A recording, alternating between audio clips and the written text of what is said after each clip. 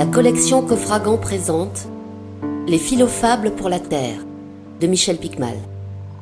Narration Michel Picmal et Jean-Claude Carrière.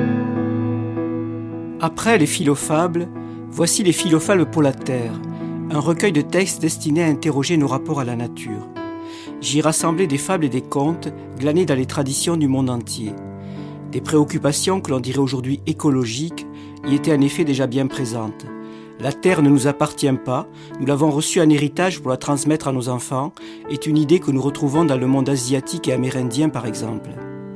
Le dangereux et insatiable appétit de l'espèce humaine y est régulièrement dénoncé et moqué. Seule, notre tradition judéo-chrétienne a placé l'homme au centre de la création divine et insisté sur sa prédominance fondamentale sur tout ce qui vit. On n'y retrouve donc guère, mis à part chez saint François d'Assise, d'attention écologique.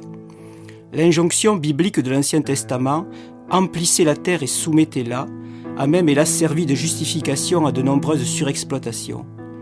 Ce n'est donc pas un hasard si notre Occident chrétien ne s'est pas préoccupé de préserver la terre.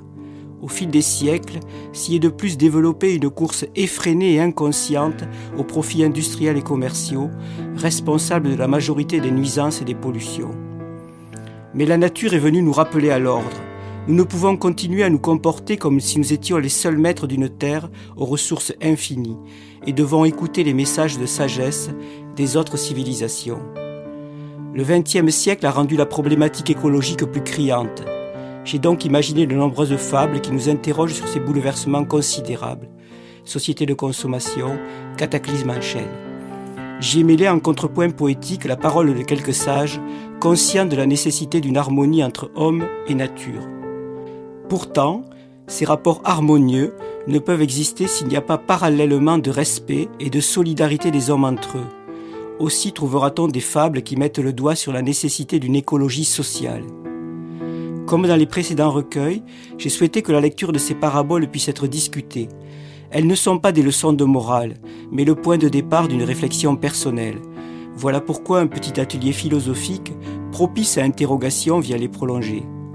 Ces écolofables, comme on pourrait les appeler, voudraient plutôt nous responsabiliser. Que faisons-nous chacun, adultes comme enfants, pour protéger et épargner notre bien commun, la planète ? Quels gestes positifs pouvons-nous intégrer à notre quotidien ? La survie de notre espèce humaine passe par une prise de conscience collective des dangers que nous créons et qui nous menacent. Les générations à venir auront des défis considérables à relever. Je ne doute pas qu'elles le feront si nous leur donnons dès l'enfance l'enthousiasme de ce combat salutaire.